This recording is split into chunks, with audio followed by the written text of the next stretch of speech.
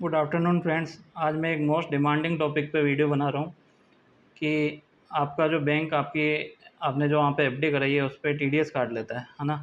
तो इस टीडीएस से कैसे बचें? ऐसा क्या करें कि अपना टीडीएस नहीं कटे, पूरा साल भर पैसा वहाँ ब्लॉक नहीं रहे, क्योंकि टीडीएस रिफंड अगर आपका कुछ बन रहा है वो जब आप आईटीआर भरोगे तब भर रहा है। साल में एक बार आईटीआर भरते हैं तो पूरे साल आपका पैसा वहाँ ब्लॉक रहता है। आपको ऐसा क्या करना चाहिए जिससे टीडीएस नहीं कटे और आपका पैसा वहाँ ब्लॉक नहीं रहे? तो उसके लिए आपको ये करना है कि जब आप एफडी कराओ तब आप ये कैलकुलेट कर लो कि उस एफडी पे पूरे साल में आपको कितना ब्याज मिलेगा। ठीक है, अगर आप सीनियर सिटीज़न हो तो आप 50,000 की लिमिट पकड़ के चलोगे। 50,000 से अगर ऊपर ब्याज मिलता है तो आप उस बैंक को उस अमाउंट की एफडी दो जिस अमाउंट से वो ब्याज 50,000 के अंदर आ जावे, है ना। बाकी जो आपके पास अमाउंट एक्स्ट्रा पड़ा है वो आप किसी और बैंक में एफडी करा लो। और अगर आप नॉर्मल सिटीज़न हो तो 40,000 रुपए की लिमिट आपके लिए है।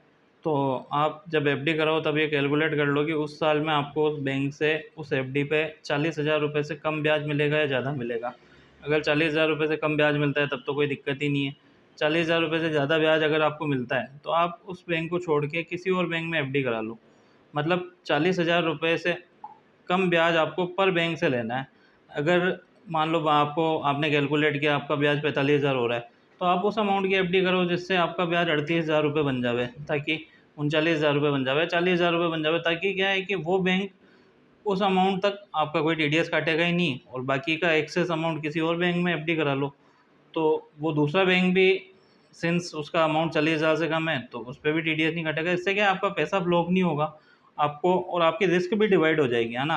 5 लाख रुपए का डिपॉजिट और इंश्योरेंस है। मान लो कभी बैंक के साथ कोई कैजुअलिटी भी हो गई, है ना। वैसे बहुत कम चांसेस में ऐसा होता है, लेकिन मान लो कभी कैजुअलिटी हो गई, है ना।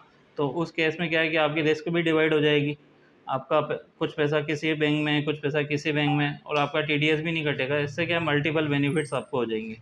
और रही बात सीनियर सिटीज़न की, तो 50,000 की लिमिट आप कैलकुलेट कर लो। 50,000 से कम ब्याज अपन को पर बैंक से लेना है। तो उस केस में आपका देख लो कि कितना ब्याज बनता है। 50,000 से ज़्यादा बने तो जितना अमाउंट 50,000 तक है उतना अमाउंट उस बैंक में कराओ, बाकी का अमाउंट दूसरे बैंक में करा दो। ठीक है। ये क्या है कि टैक्स प्लानिंग का पार्ट है कि भाई आपका टैक्स कैसे प्लान करना है, आपको कैसे टैक्स का पैसा बचाना है ना। Thank you for watching this video. अगर आपको इससे रिलेटेड और कोई क्वेरी है तो आप मुझसे कॉन्टेक्ट कर सकते हैं।